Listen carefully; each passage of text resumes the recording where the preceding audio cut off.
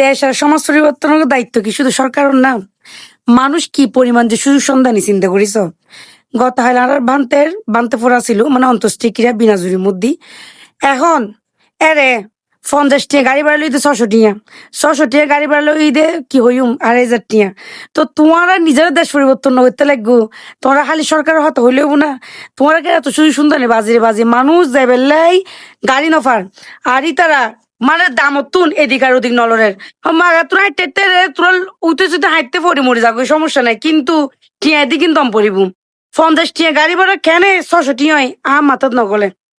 আর 600 টাকা গাড়ি বা তো আর কি হইম তোমরা নিজেরা বুঝিল। আর এই দেশের মানুষে মানে আর দেশের মানুষের হয়তো দেশ পরিবর্তন করিবার লাগে। দেশ পরিবর্তন শুধু কি সরকারের করিব তা না, শুধু সরকারের দায়িত্ব না, তোরার কেউ দায়িত্ব নাই। সুযোগ যতে মানুষের কেন আসিচ্ছে বাস দিবে এই চিন্তা করো।